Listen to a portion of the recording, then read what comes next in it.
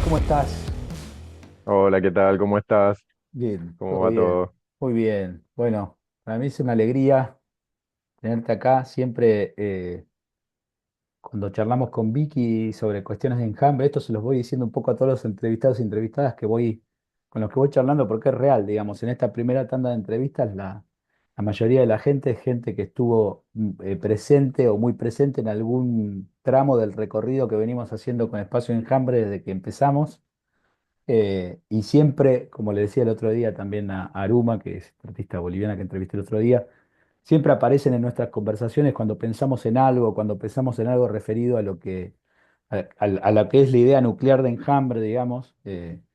Y vos también fuiste una de las primeras personas que tuvo, digamos, como en el proyecto, digamos, ¿no? Cuando recién estábamos ahí pensándolo, cuando recién estábamos abriendo el proyecto, creo que además, no recuerdo, creo que recuerdo bien o no, pero estuviste en la inauguración también haciendo algo, una charla, me Sí, sí, parece, ¿no? sí, sí, sí, Con sí. Ale Tortorelli, me parece que fue, ¿no? Cuando recién abrimos ahí, cuando estábamos abriendo. Así que para mí también es una alegría poder invitarte a participar nuevamente, digamos, ¿no? Ahora en este formato más de entrevistas. Em, Eh, com- Como siempre, un gustazo. bueno, gracias. Yo quería, para empezar, para abrir un poco el juego, que es un poco una pregunta que vengo haciendo para abrir el juego en todas las entrevistas, es que nos cuentes, si te dan ganas, digamos, cómo empezó tu relación con esta idea de mirar el cielo, digamos, ¿no? ¿A qué edad, digamos, si hubo una edad que vos recordás como un punto de inflexión en esa posibilidad de mirar el cielo de una manera o si eso cambió, digamos? Y de alguna forma, si algo eh, de todo eso que te pasaba en ese momento como inquietud, como sensación, sentís que aún persiste, digamos, después de haber hecho este recorrido que vos hiciste, digamos, ¿no? Eh, es una pregunta interesante. Yo en mi infancia y adolescencia me dediqué como me interesaban muchas disciplinas, muchas ciencias, la relación con el mundo natural, la relación con la historia, con diversas culturas, la filosofía. Ahora fui un chico que leía mucho y a su vez mi viejo siempre se dedicó a cuestiones ligadas a la naturaleza y como los viejos naturalistas de la época de Humboldt, digamos, una mezcla entre botánica, biología, turismo de aventura, kayak, etcétera. Entonces siempre me interesó como ese contacto con la naturaleza y ese pensar sobre la naturaleza. Y en ese contexto estaba el cielo. De hecho, durante buena parte de mi infancia, lograr comprarme un telescopio era como un sueño, una meta, a punto tal que yo tuve varias operaciones de niño por una apendicitis y yo lo que le pedía a mis viejos era que cuando saliera de las operaciones, a ver si me podían comprar un telescopio. No logré un telescopio pero primero logré unos binoculares que fueron, la verdad que una gran cosa porque vos sabés que los binoculares, unos binoculares más o menos grandes, permiten una observación de objetos difusos en el Ajá, cielo mucho más interesante a bajos aumentos que un telescopio pequeño, ajá. ¿no? Sobre todo cosas como nebulosas o incluso si hubiera en algún cometa, o sea, los binoculares son un instrumento muy interesante. Y empecé con esos, más tarde, un poco más tarde, me logré comprar un pequeño telescopio. eh, y con ese pequeño telescopio, la primera experiencia que tuve que me marcó bastante fue la llegada del cometa Halley en Ajá, 1986, sí, lo eh, recuerdo. que yo tenía 15 años, si no recuerdo mal, y mi viejo para esa época trabajaba en una asociación de amigos del museo de aquí Amancio Alcorta, en Moreno, que es un museo dedicado a también un poco historia, un poco naturaleza, etcétera, cuestiones de paleontología, y entonces se organizó alrededor del museo una ida a observar el cometa Halley Ajá, y yo era el guía.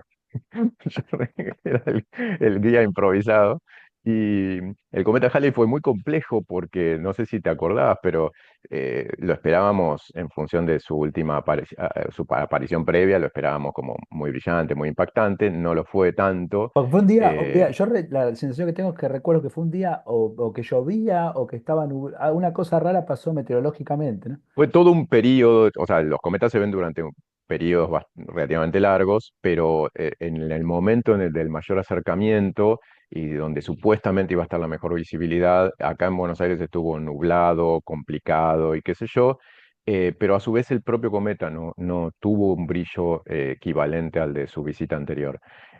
Así todo, nosotros fuimos aquí a Moreno, a la represa Rollero, con mi telescopio y qué sé yo, y logramos increíblemente ver el cometa.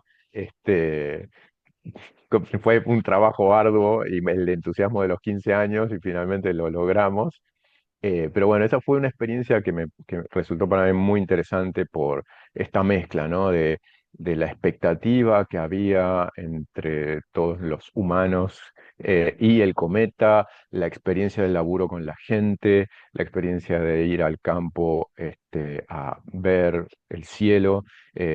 Así que ahí empezó como un enamoramiento. Después, por supuesto, como toda mi generación, Cosmos me marcó, la serie de Carl Sagan Ajá. fue también un hito, sobre todo, de nuevo, ¿no? Por esa mezcla entre interés en la astronomía, en el cielo, en las preguntas cósmicas acerca del origen, del destino, del fundamento de cómo funciona lo real, mezclado con el interés por diversas culturas, sus aproximaciones a esos mismos fenómenos, las distintas maneras en que habían pensado el cielo y las preguntas fundamentales. Entonces, esa era como mi perspectiva inicial, con esa idea en la cabeza y después de explorar distintas opciones, empecé la carrera de astronomía en La Plata.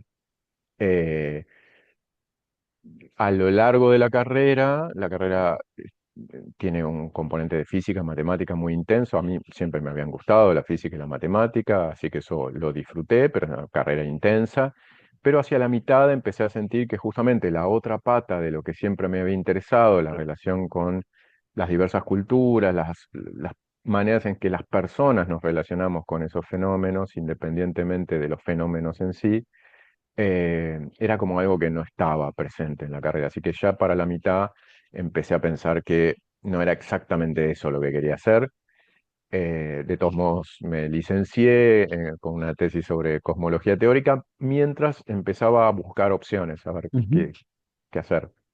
Y empecé a hacer un primer año una beca doctoral sobre cosmología computacional, o sea, simulaciones por computadora del universo, pero ya en paralelo había empezado a cursar en Córdoba la maestría en antropología Ajá. en la Universidad Nacional de Córdoba y me estaba reatrapado, así que terminé ese año, corté, se hice mi informe, me aprobaron mi informe Qué bueno. y me dediqué a dar clases en el secundario mientras hacía la maestría.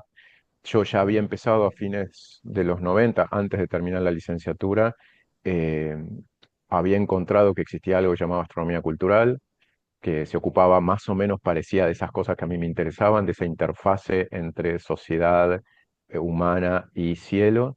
Y entonces con unos compañeros de estudio de la Facultad de Astronomía, para poder ir a un congreso internacional que se hacía en las Islas Canarias sobre este tema, hicimos un pequeño trabajito inicial eh, y conseguimos una beca para ir. Ajá. Era un pequeño trabajito tratando de ver cuáles eran las fuentes bibliográficas y las tradiciones bibliográficas detrás de lo que se decía sobre los meteoritos de campo del cielo. Ajá. ¿No? Cuando vos mirabas material sobre los meteoritos de campo del cielo, siempre había como un primer párrafo que hablaba de que la población originaria del Chaco conocía sobre los meteoritos, eran importantes, etcétera. Entonces, nada, empezamos a indagar de dónde salía eso, pues, de dónde venía la información, y descubrimos dos cosas, ¿no? Por un lado, que buena parte de esa información no estaba sustentada en un conocimiento demasiado detallado de esos pueblos de los que se hablaba, eh, que muchas eran interpretaciones o interpretaciones dudosas de textos jesuíticos del siglo XVIII, pero que a su vez sí había un interés de esos pueblos en los meteoritos y una relación con los meteoritos que estaba ahí medio inexplorada desde el punto de vista académico. Entonces decidimos empezar a hacer trabajo de campo etnográfico ahí, aprendiendo a los ponchazos a hacer etnografía. Y ahí yo empecé a viajar a Chaco para hacer trabajo con los mocoites en el suroeste del Chaco. Y como te decía, en paralelo empecé a hacer la maestría en antropología y luego el doctorado en antropología en la UBA. Y ahí un poco como que encaminé mi interés en Claro. esta interdisciplina, digamos. Pues está buenísimo porque encontraste una intersección ahí que es justo lo que vos estabas buscando, digamos, ¿no? O sea, Sí, sí, fue, o sea, justamente cuando lo miro en retrospectiva, evidentemente era como ese interés mixto, era algo muy importante para mí desde muy chico, pero en el proceso y por cómo está organizado el mundo claro, académico y la división en disciplinas, no fue sencillo como encontrar sí, un camino, ¿no?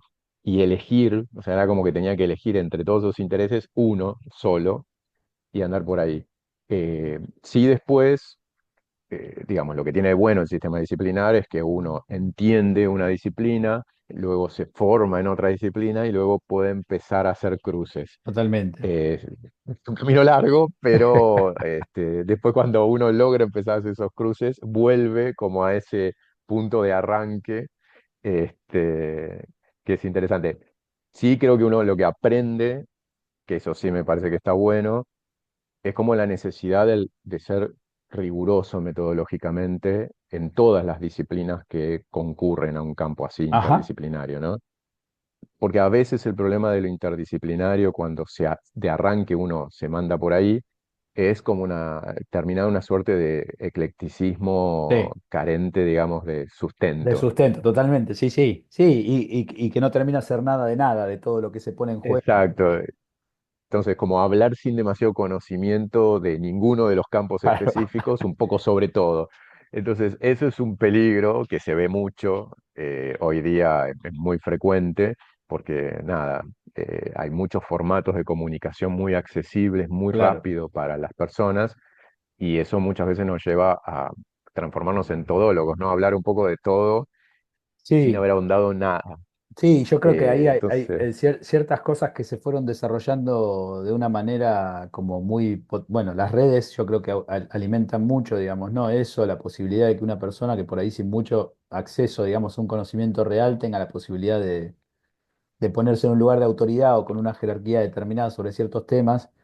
Y después también me parece que hay un estallido sobre lo divulgativo, ¿no? Sobre la divulgación de todo lo que se nos ocurra, sí. ¿no? Que hay, digamos, ¿no? Como, Sí, o sea, a mí me parece que eso, por un lado es buenísimo, a mí me parece que la comunicación pública de la ciencia o de los conocimientos en general es crucial, es una tarea fundamental, pero lo que descubrí a lo largo de muchos años es que es una tarea muy difícil en el sentido de que explicar sencillamente las cuestiones fundamentales de un tema complejo requiere una comprensión de ese tema muy claro, profunda y luego sobre eso unas habilidades comunicativas que no necesariamente van acompañadas de esa comprensión. O sea, uno puede ser muy bueno comunicando y no entender el tema, o entender muy bien el tema y ser malo total. comunicando, o entender el tema a un cierto nivel, pero no con la suficiente profundidad para poder detectar cuáles son los puntos clave Ajá. y pasarlos a un lenguaje accesible. Entonces,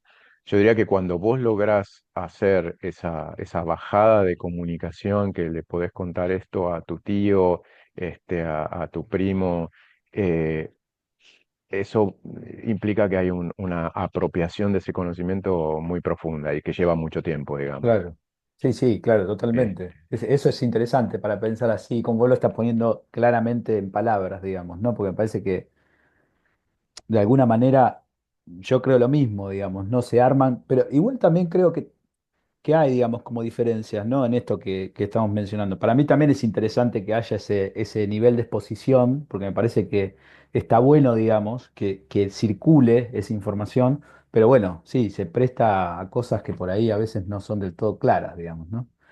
y tal vez, o sea, creo que uno gana cuando la persona a la que escuchás también un poco te explicita desde el lugar que habla, ¿no? O sea, porque está bueno Perfecto. también, qué sé yo, que un estudiante de una disciplina Obvio, pueda comunicar, total, pero siempre y cuando te aclare, bueno, soy un estudiante, estoy aprendiendo esto y total, te cuento lo que estoy aprendiendo. a veces lo que ocurre es que justamente se borran esas marcas eh, y entonces la persona que escucha sin conocer el tema y por la forma en que se comunica el tema, tiene la sensación de que esto que está escuchando es la última palabra Claro, de un experto sobre la cuestión, ¿no? Entonces ahí creo que está bueno, como con un libro, ¿no? Que uno deja un montón de marcas, incluso editoriales, que le permiten al lector decodificar qué es este texto, de dónde total. viene, quién lo escribió, para qué, eh, hasta qué punto y cómo puedo confiar en lo que dice, cuáles son las marcas que me indican, bueno, es un texto de este tipo, de este otro tipo, en fin. Pero sí, yo creo que en ese sentido es un momento muy interesante, Ujú. pero bueno, son muchas herramientas y hay que lograr sacarles el juego. Sí, totalmente.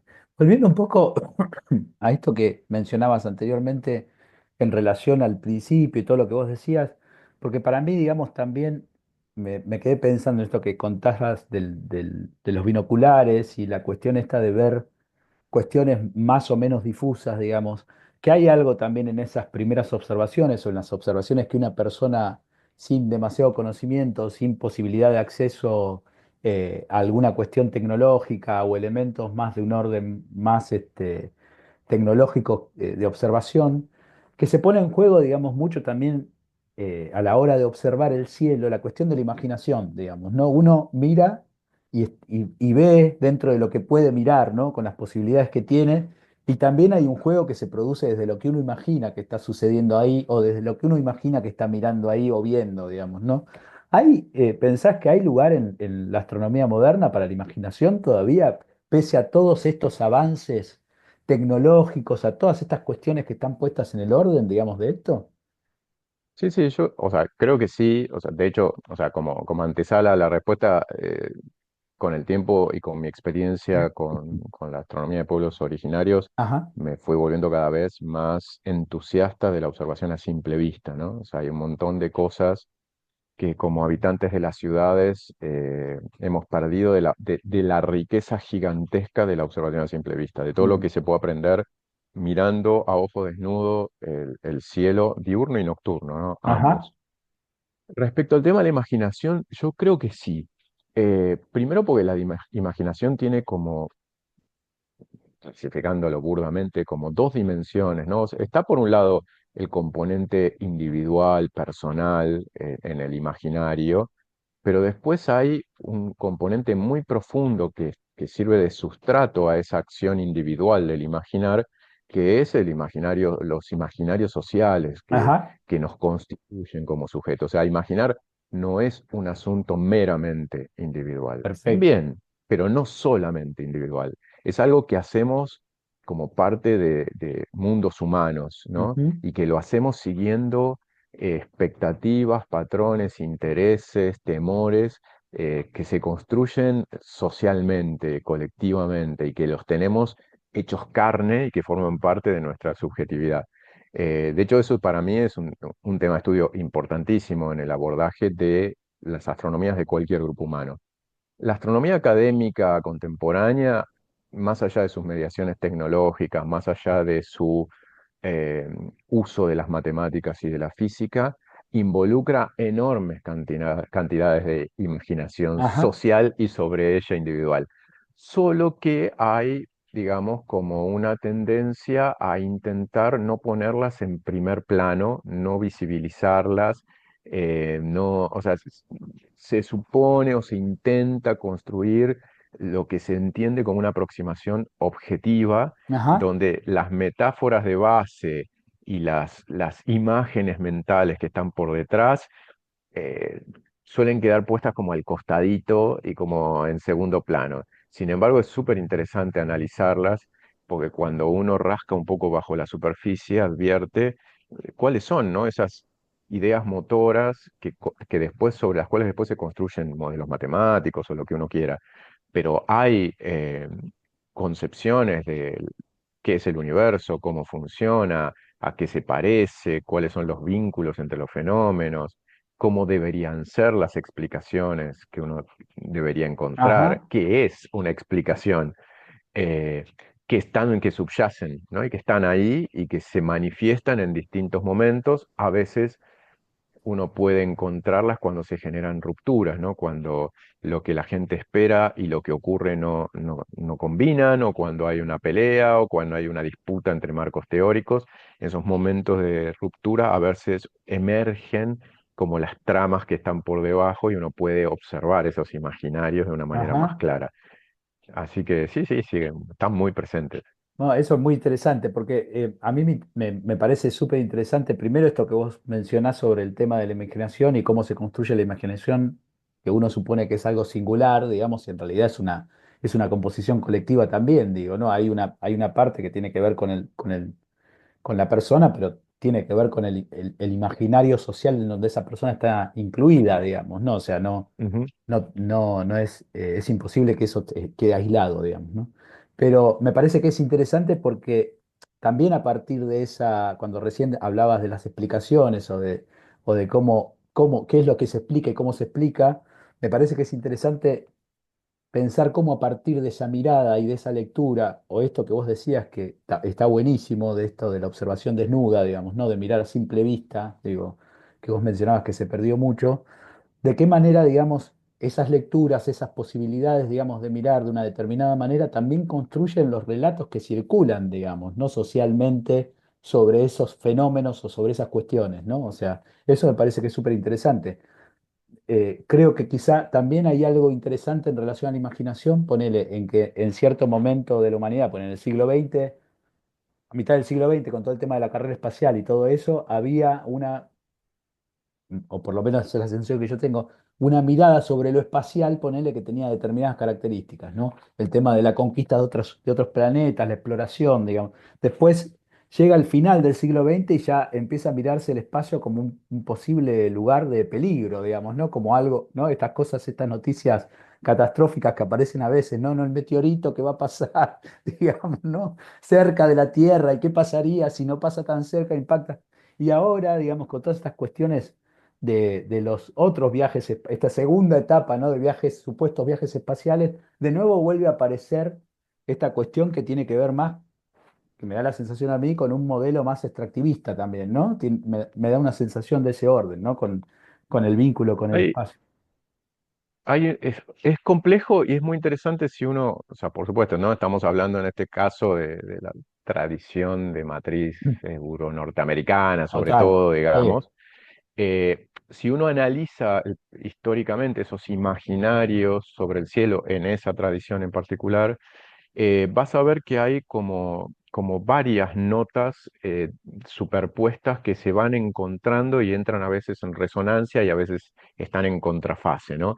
Porque, por ejemplo, todo esto que mencionabas de la sensación del cielo como fuente de peligro, de potenciales apocalipsis y qué sé yo, es algo que yo diría que es muy frecuente y ha sido muy Ajá. frecuente históricamente en muchas tradiciones respecto al cielo, en el sentido de que en la misma dirección en que el cielo es pensado como un espacio potente y un espacio ligado a los orígenes y a los fundamentos de la realidad, ¿no? O sea, miramos al cielo y entendemos estar mirando al conjunto de la realidad en algún Ajá. sentido, o a nosotros como parte del conjunto.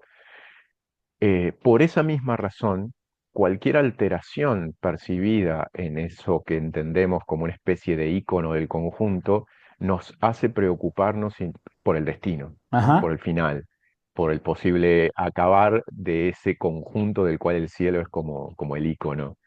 Entonces, no es nada raro que cualquier alteración, cualquier cosa que se salga de lo que una sociedad espera que ocurra en el cielo, Ujú. lleve a preguntarse, bueno, ¿no será que el universo entero entonces, que el cosmos como la completud de lo existente se está por descarrilar en cualquier minuto? Entonces, en estas versiones contemporáneas tenemos la idea del impacto, ¿no? Como una masa, pero, por ejemplo, cuando el Halley pasó en principios del siglo XX, estaba también la idea de la intoxicación con una nube de cianuro. Los Ajá. astrónomos habían descubierto que en la cola de Halley uno de los elementos químicos presentes era el cianuro. Entonces ahí estaba la idea de que íbamos a atravesar la cola y íbamos a quedar envenenados, se vendían máscaras de gas, había toda una psicosis respecto al envenenamiento con cianuro, que aparte como fue muy notable el cometa en ese pasaje, se alimentó visualmente con la impresión de que era una cosa muy grande. Por supuesto, después no ocurrió, pero es bastante frecuente y lo ha sido anteriormente en la historia también, ¿no? Entonces, esta nota de lo apocalíptico es como una nota que recurrentemente aparece ligada al cielo.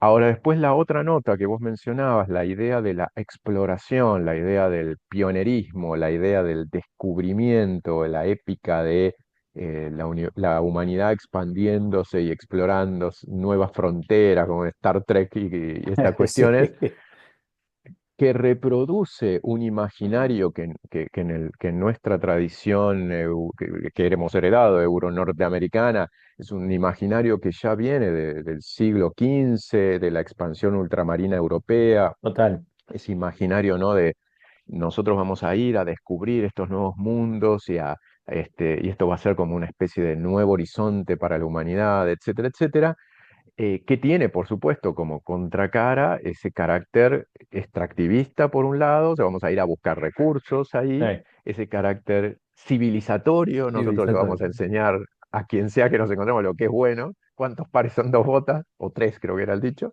Eh, entonces hay como esa doble cara, ¿no? Y no por casualidad, esos viajes de exploración que se iniciaron en el siglo XV son, digamos, parte de la gestación de la modernidad, Ujú. ¿no? Son parte de la construcción de la modernidad.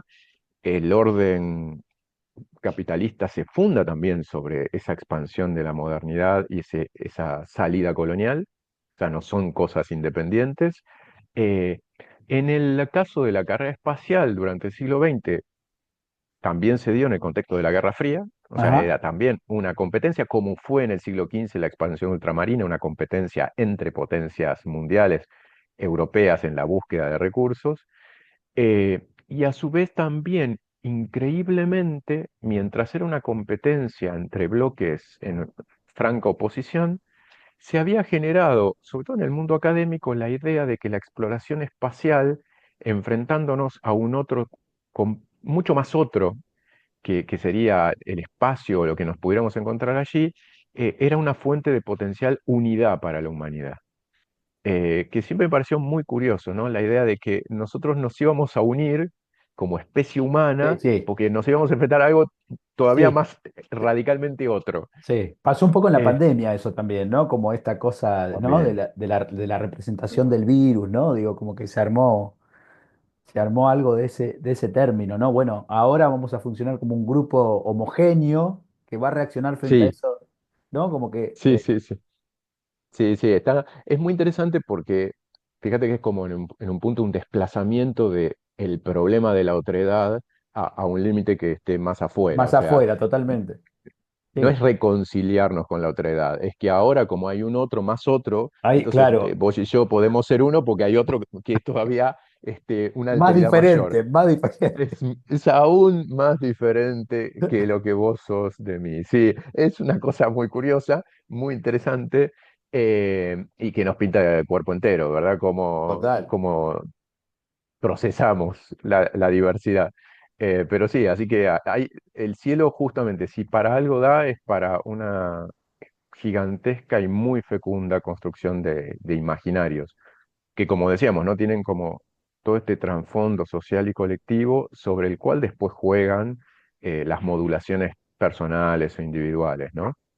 Por supuesto, sobre esos trasfondos después diferentes personas elaboran diferentes imaginarios personales, pero dialogan con estos trasfondos de época, a veces algunas individualidades expresan justamente lo que todos estos imaginarios colectivos están en algún punto sosteniendo en todos nosotros y por eso nos resuenan particularmente Ajá, y decimos, ah, esta persona está diciendo algo que yo experimento como real, como preocupante, como esperanzador, como lo que fuera. Eh, pero hay como una lectura, ¿no? de esas tensiones, imaginaciones e intereses propios del momento y del mundo humano en el que uno vive. ajá, sí, totalmente. Sí, dame un segundo que voy a enchufar la compu que me estoy quedando sin batería. Espera. Dale.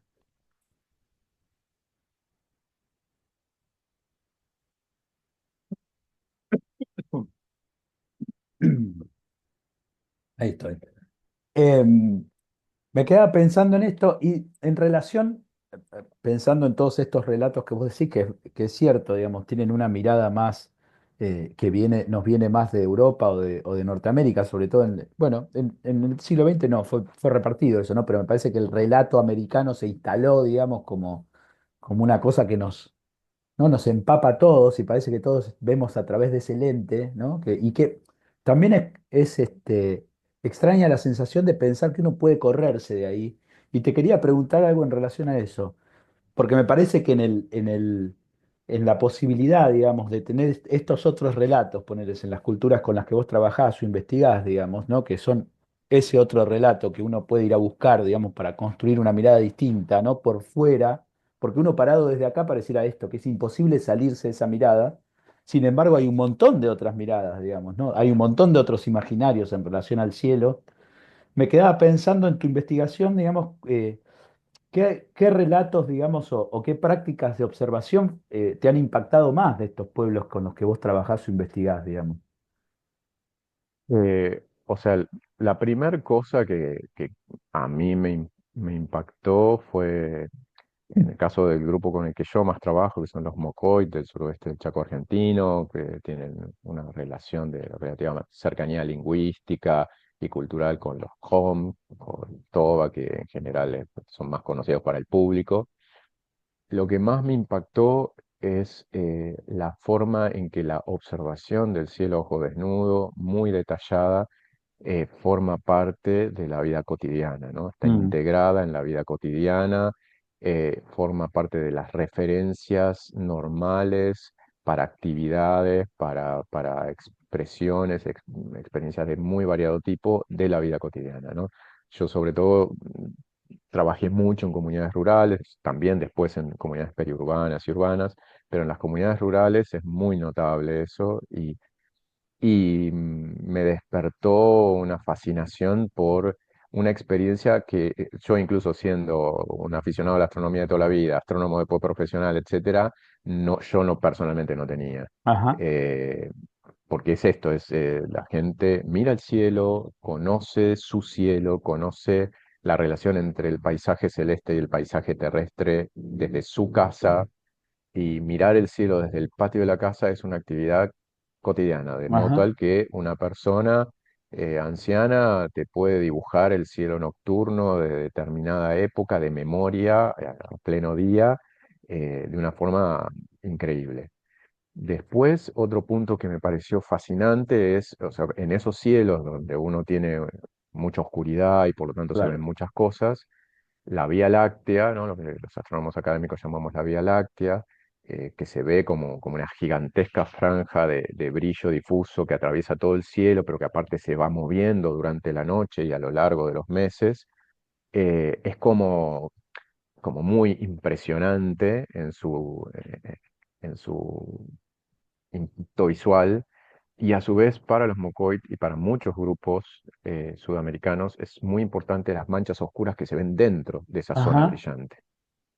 De hecho, una gigantesca forma para los Mocoit, la imagen de un mañic, de un ñandú gigantesco, es una ajá, especie de mega rasgo del cielo, como si dijéramos una mega constelación, pero hecha de zonas oscuras en lugar de muy bueno. estrellas unidas con líneas imaginarias, eh, muy grande que abarca medio cielo y que aparte está animada, ¿no? Porque con el movimiento del cielo a lo largo de la noche parece como si este ñandú saliera de abajo de la tierra, se elevara y cayera. Entonces es una película Muy bueno. que están ahí proyectando y es muy imponente. Así que eso me llamó poderosamente la atención. Y después, cuando uno va conociendo con mayor detalle, lo otro que me llamó la atención es que desde el punto de vista Mocoit y de muchos grupos chaqueños por lo menos, el cosmos entero, la metáfora con la que se piensa el cosmos, es la de un conjunto de sociedades. El cosmos entero no es como un aglomerado de materia, fuerzas y luego los humanos y la vida biológica general, sino que el cosmos entero está conformado por toda una diversidad de sociedades humanas y no humanas que son como su constituyente fundamental. y cuyas acciones, intereses, deseos, peleas, acuerdos le dan forma, moldean los aspectos materiales del cosmos. Es un cosmos lleno de intenciones y de entes que a su vez pueden adoptar distintas expresiones sensibles, distintos cuerpos según su grado de poder, mayor cantidad o menor cantidad, a mayor grado de poder, mayor cantidad de manifestaciones corporales, incluyendo astronómicas, meteorológicas, etcétera. Entonces, desde el punto de vista de estos grupos, lo que nosotros podríamos llamar la astronomía, es decir, la ciencia o la disciplina de conocimiento interesada por comprender los fenómenos del cielo, no es simplemente la búsqueda de un conocimiento, ¿cómo te podría decir?, de objetos materiales y sus comportamientos. Es la construcción de una política a escala cósmica, Ajá, porque como no son objetos sino entes con voluntad, intenciones y que viven vidas sociales, con los que uno está en contacto, lo quiera o no, la astronomía es una ciencia política. ajá, Es aprender qué quieren, cómo son, qué les interesa para entender cómo relacionarse con esas entidades. Entonces, es un tipo de conocimiento concebido de una manera completamente diferente a cómo la astronomía académica de matriz europea piensa la relación con el cielo. ajá, Eh, y eso es fascinante porque implica toda una nueva serie de preguntas, de criterios de verdad, de criterios de validez del conocimiento, de intereses en la producción de conocimiento, y de usos de ese conocimiento. Así que eso me abrió un universo de sentidos enormemente diverso, y también me mostró la enorme cantidad de equívocos que mm, ocurren cuando distintos colectivos humanos dialogan sobre lo que se supone sería la misma cosa, pero total. que no necesariamente es la misma cosa, o incluso ni siquiera una cosa para los distintos grupos involucrados. Y eso me parece que es interesantísimo. Digamos, sería interesantísimo tener la posibilidad de que de que esas miradas o esas nociones estuvieran más en contacto, digamos, no con la producción de relatos, como hablábamos hace un rato, ¿no? De instalación de relatos. Pero bueno, evidentemente hay otros intereses en juego, digamos, digo, para pensar los relatos que circulan, Eh, digamos, ¿no? Y la circulación de la palabra es un asunto fuertemente político, o sea, evidentemente, qué palabra circula, hasta qué punto y de qué manera, depende justamente de un montón de intereses porque determinan qué universo de sentido vivimos, ¿no? Claro, totalmente. Eh, ¿Cuál es el cosmos que habitamos? Eh, Así que sí, pero es muy interesante, por eso uno de los aspectos de mi trabajo en los últimos años, en las últimas décadas, ha sido centrarme también en el estudio de conflictos, entre, por ejemplo, la instalación de grandes instrumentos astronómicos y las poblaciones locales, o dentro del sistema educativo cuando la educación formal propone determinadas miradas del espacio celeste y se encuentra con saberes locales que van en otra dirección, y cómo son esos conflictos, diálogos, encuentros, desencuentros, acuerdos, negociaciones, nada, esos procesos de intermediación, digamos, entre sistemas. Y están presentes esos conflictos, digamos, o sea, suceden, Sí, digamos. sí, ¿No? sí, Porque uno ocurren, tiene la ocurren. sensación de que el conflicto sucede en un término solamente territorial, ponele, ¿no?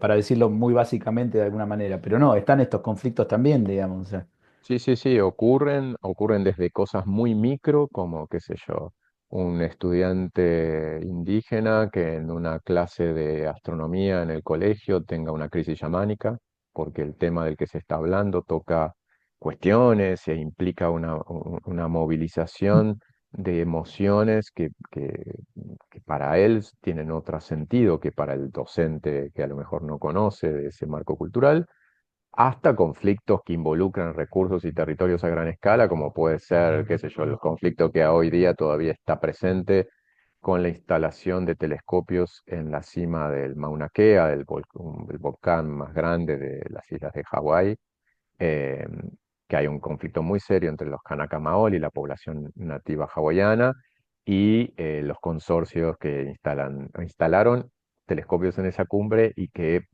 quieren seguir instalando telescopios en esa cumbre. Entonces eso ha sido un enorme conflicto que lleva ya como 10 años, creo que a esta altura, por lo menos, de su última fase, ¿no? Es un conflicto muy viejo, de los años 60, pero que tiene una fase muy, muy intensa en los últimos 10 años. Así que sí, sí, sí, están enormemente presentes. Y después lo ves en un montón de tomas de decisiones curriculares, de decisiones de intervención estatal o privada, sobre los saberes respecto al cielo, sobre lo que se dice, lo que no se dice, lo que se hace, lo que no se hace, quién lo dice, quién lo hace. O sea, Ajá. sí, es muy presentes. Bueno, es increíble, tipo, que eso tampoco bueno, yo no lo tengo presente en el imaginario mío cotidiano, ¿no? Pero está buenísimo poder decirlo y poder pensarlo, digo, ¿no? Esto sobre todo también lo que dijiste de la posibilidad de una persona que está estudiando y que pertenece a otra cultura, digamos, y que tiene una crisis de un orden que quizá nuestra mirada, digamos, de lo que implica un tema, digamos, que es algo más pasajero podría ser, o más, digamos, informativo, lo que sea, digamos, tiene otra connotación, ¿no? Social, digamos, tiene otra connotación hasta física y emocional, digamos, ¿no? O sea, Sí, sí, sí, justamente creo que ahí hay, o sea, la teoría del conocimiento de muchos grupos chaqueños y lo que entienden que es el conocimiento y lo que implica es como justamente la materia prima del universo son seres con intención y voluntad, no materia inerte, el conocimiento siempre es relación con unos otros ajá. y siempre, por lo tanto, involucra peligros, pero no de que te va a caer una piedra en la cabeza Sí, desde el sí, sí. espacio, no peligros meramente materiales, sino el peligro de interactuar con una otredad que a lo mejor vos no estás preparado para interactuar con ella, ¿no? La idea de que vos no tenés el poder o la presencia de ánimo suficiente para negociar con una entidad que no sabés que puede exigirte o pedirte. Yo creo que para nosotros hacernos una idea desde nuestra propia perspectiva, sería como si dijéramos que el conocimiento astronómico en algún punto nos pone en contacto y visibles para unas civilizaciones extraterrestres cuyas intenciones y capacidades desconocemos. Y que de pronto nosotros estaríamos haciendo tal cosa y eso podría llamar la atención de esas entidades que podrían tener respecto a nosotros intenciones que no entendemos y que tienen la capacidad de ponerlas en acción en niveles que probablemente no podamos impedir, Sí, ¿no? está Entonces, buenísimo. es como, de hecho, algunos astrónomos y gente que trabaja en la academia sobre búsqueda de inteligencia extraterrestre, en el último tiempo han empezado a plantearse, bueno, tal vez habría que ser más cautos en cómo se busque la inteligencia extraterrestre, porque quién sabe qué nos vamos a encontrar, y qué podría ocurrir en ese encuentro, ¿no?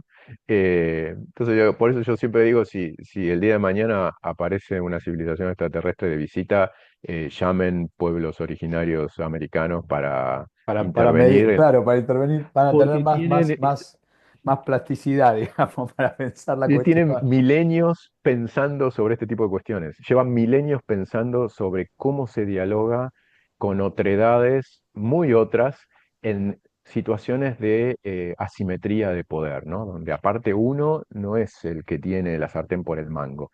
Entonces llevan milenios craneando, pensando sobre esto. Así que si llega el día que ocurra, acuérdense. Está muy bien que lo avise. Si no, hay que sacarse un pasaje y tomarse un micro e irse, irse Sí, sí, a sí. refugiarse. Es muy interesante. Pero me parece que es muy clara la analogía, ¿no? En esto que estás mencionando, en cómo pueden sentir o cómo pueden pensar, digamos, ¿no? Esta relación, digamos. Eh, quería preguntarte algo que me quedó, algo de esto de lo que yo no sé si lo recuerdo bien, pero que alguna vez hablamos y que yo creo que nos contaste que era que este juego, no sé si todavía se seguirá haciendo, porque hoy las niñeces, digamos, con toda la cuestión del acceso a la tecnología, han también modificado su forma de vincularse con los espacios de recreación, digamos, ¿no? Pero yo recuerdo que cuando éramos chicos, digamos, se hacía en los recreos este juego con hilos, digamos, y con las manos, Sí, que no recuerdo bien cómo se llama, y creo que vos nos contaste una vez que en las culturas con las que vos trabajabas, no sé si eran los Mocoit, era un sistema de narración, digamos, ¿no? Como un dispositivo sí. narrativo, digamos, ¿no? Sí, los juegos suelen llamarse en general juegos de hilo, ¿no? Son juegos que se hacen con un hilo que forma un círculo, un hilo Sí. atado, ¿sí? Un hilo sin fin, y que con las manos o manos y pies, voy a ver, en algunos casos se usan Ajá, los pies, se pueden ir haciendo cruces y entrelazamientos que van formando toda una diversidad de figuras. Es un asunto que ha llamado la atención de los antropólogos etnógrafos en general durante mucho tiempo y se han recabado juegos a lo largo de todo el mundo. Tienen toda una muy diversa variedad de contenidos y objetivos, y es muy importante no solo pensar en el armado final, ¿no? En la figura que queda al final, sino en la secuencia de ajá, construcción de la figura, porque aparte es muy frecuente que esos juegos encadenen toda una serie de figuras que se van transformando en otras figuras, ¿no? ajá, Y esas secuencias suelen tener un sentido. En el caso de los grupos chaqueños, eh, sabemos en varios grupos que por lo menos muchas de esas secuencias originalmente pertenecen a contextos chamánicos. ajá, Es decir, son secuencias de figuras que van relatando, por ejemplo, las transformaciones de un chamán en distintas corporalidades animales. ajá, O son secuencias de figuras que muestran distintos grupos de rasgos en el cielo, lo que nosotros podríamos llamar constelaciones, que en general en la astronomía cultural llamamos asterismos, porque pueden incluir manchas oscuras, como las que mencionamos antes del mañico, o zonas brillantes. Entonces, la serie de figuras puede estar reproduciendo una serie de cosas a ver en el cielo que suelen ir encadenadas en la narración de un relato mítico, por ejemplo, ¿no? Que se va narrando lo que ciertos personajes hacen en el cielo. Entonces, esos juegos de hilo que tienen versiones eh, para el divertimento, que pueden incluir incluso algunos que son bromas, como alguien que hace caca y que se le pone un palito y entonces es como que lleva adelante sus funciones fisiológicas, el juego de hilo, a elementos de la vida cotidiana, a elementos cosmológicos o transformaciones chamánicas, ¿no? Entonces, de hecho, en general, entre los Mucoit, como la idea general de estos juegos de hilo hace referencia a la idea de enlazar o capturar en un lazo de carácter chamánico, digamos, a otras entidades o personas. ajá. Así que es muy frecuente que cosas del cielo estén representadas en este tipo de juegos. Interesante, ¿no? Tipo como posibilidad de construir, digamos, relatos de distintas maneras, digamos, y que esos relatos además tengan distintas funciones, ¿no? Ya sea lo que vos decías de las cuestiones Sí, cotidianas. No, o sea, sí, incluso yo creo que para pensar como un poco a lo que se refiere o la idea de fondo que implica en ese nivel los juegos de hilos, se parece un poco a la diferencia que uno puede establecer entre la gestualidad de las manos en general y, por ejemplo, imaginemos los mudra en las tradiciones indias, ¿no? Es decir, que también uno puede hacer gestos para distintas cosas, pero determinados gestos podrían implicar una acción que va más allá de lo ordinario. total. O si quiere, no sé, Doctor Strange ahí en el universo, yo no me acuerdo nunca si es DC, Marvel o lo que Sí, fuera, donde estos, por ejemplo, estos hechiceros que aparecen en Doctor Strange, determinadas gestualidades de las manos hacen o construyen acciones profundas sobre la realidad. Bueno, los juegos de hilo en muchas sociedades funcionan un poco con ese criterio, es decir, es un juego que hay variantes que son simplemente un divertimento infantil, pero otras estructuras y sobre todo realizadas con cierta intención, se supone que son más que eso, ¿no? ajá. Sí, está buenísimo. Y está buenísimo poder verlo así también. Que a veces se nos pierde hoy, digamos, ¿no? En nuestra cultura occidental se nos pierden ese tipo de cosas, ¿no? Digo, o sea, a veces perdemos esas relaciones, digo, ¿no? Que uno podría pensar como mágicas de repente, ¿no? Como un espacio, digamos, de otro orden, ¿no? Digo, como, Sí, yo creo que a veces nuestro problema, o sea, por cómo se ha desarrollado en Occidente la relación entre magia y otros aspectos del pensamiento, la magia la entendemos nosotros como una disrupción de las leyes del orden natural, ¿no? ajá, Y según cuánto pienses o no que puede haber disrupciones de las leyes del orden natural, entendés que puede o no tener sentido hablar de la magia. En la modernidad contemporánea, donde entendemos que las leyes del orden natural son inamovibles, Sí. entendemos que no hay ningún lugar para la acción mágica. Pero en muchas otras sociedades, aquello que nosotros solemos describir cuando hablamos de ellas como mágico, no es mágico en ese sentido. Ajá, total. Eh, ¿Por qué? Porque se entiende que lo que estás haciendo es justamente conocer y utilizar las estructuras del orden del mundo, donde la división natural-no natural en general no está tan presente. Pero Claro. digamos, esas son las formas en las que funciona el mundo, eso es parte de las estructuras de organización del mundo, y lo que estás haciendo es simplemente conocer qué es lo que hay que hacer para provocar determinados efectos y hacerlo. Ajá. No se entiende que sea una ruptura Claro, de, perfecto. de lo que... Por supuesto, también es cierto que en muchas sociedades la idea de que el orden del cosmos tiene una estructura similar a la de un ordenamiento jurídico, ¿no? Que es Ajá, nuestra, un poco la metáfora tras nuestra idea de la ley natural, ¿no? Que el orden del mundo es como si estuviera regido por una especie de código legal universal, con la diferencia de que serían unas leyes mandatorias, ¿no? Que todo el ajá, mundo cumple sí o sí. Pero esa imagen del código legal no es una metáfora que esté por todos lados. No todas las sociedades lo piensan en esos términos.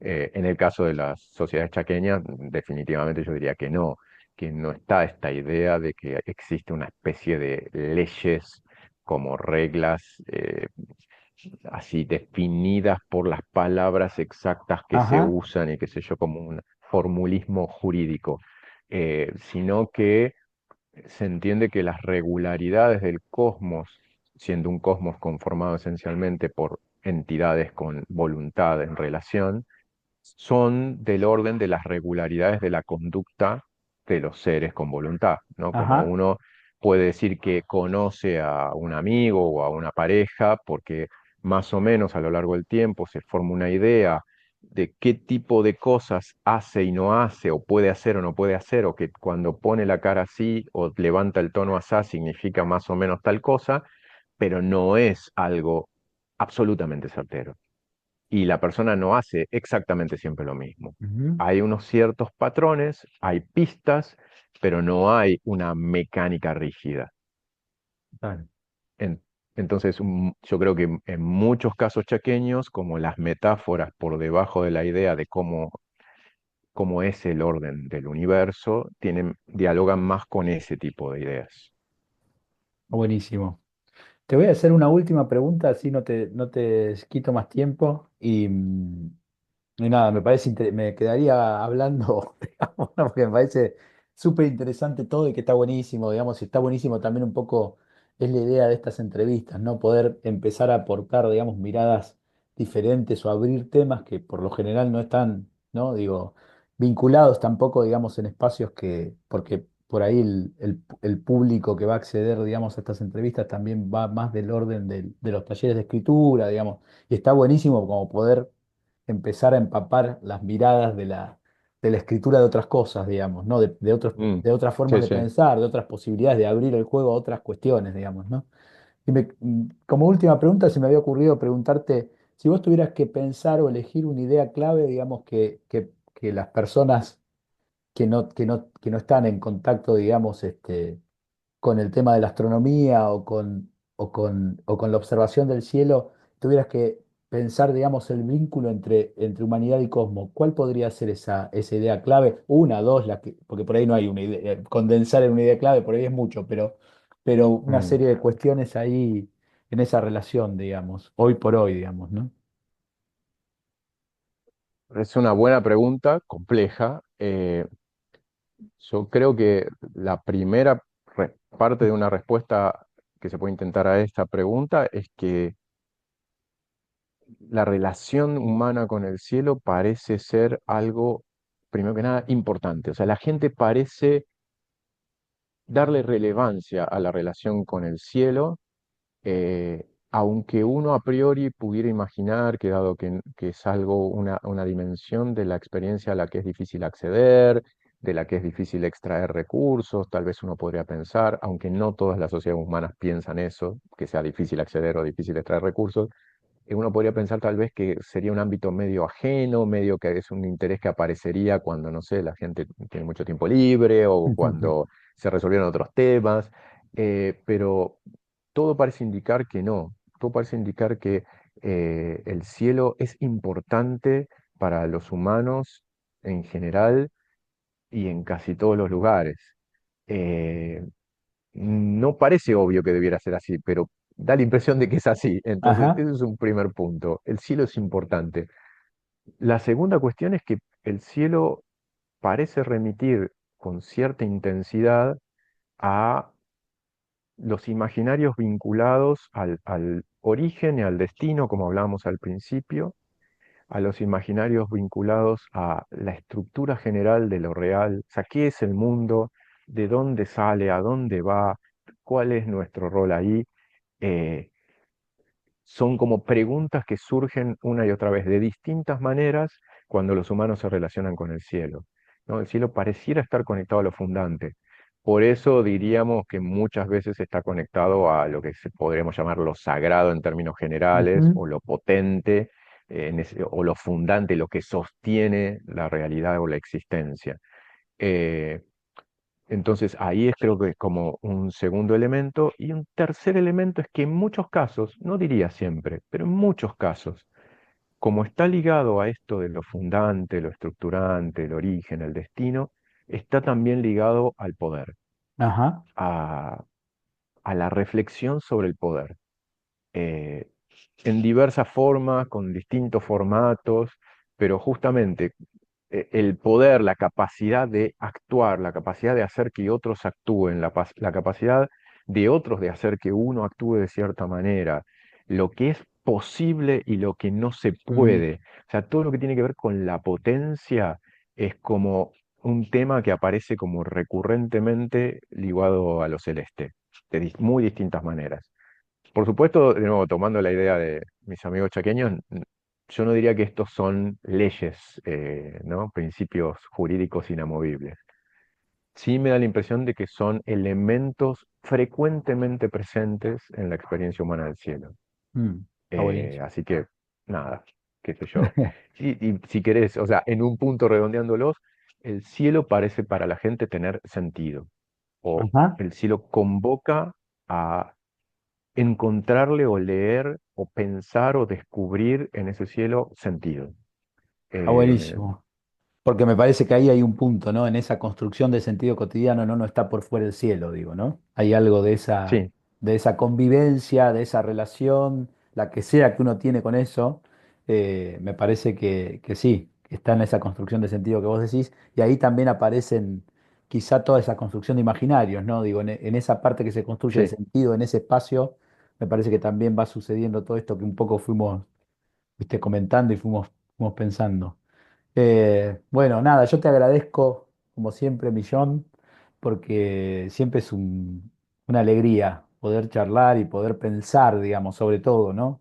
Digo, que me parece que está buenísimo también tener esa posibilidad, como te mencionaba antes, tener tener charlas o intercambios, digamos, que nos dejen pensando, digamos, ¿no? Que nos hagan producir pensamiento desde otro lado, digamos, ¿no? O sea, que no nos quedemos siempre pegados al mismo relato, a la misma forma de mirar, a la misma forma de intercambiar sentidos, digamos. Así que te agradezco muchísimo la charla. Yo te agradezco mucho a vos, siempre es un gustazo charlar con ustedes y nada, y me encanta esta posibilidad de intercambio, sobre todo también con un espacio donde la escritura y el pensamiento sobre la escritura y qué es el escribir y qué es el leer en un punto, es como un eje central. A mí siempre me gusta mucho, me enriquece también y te agradezco mucho la invitación. Bueno, te mando un abrazo grande y Un gracias. abrazo grande, Dale, nos estamos viendo, muchas gracias. chau, chau.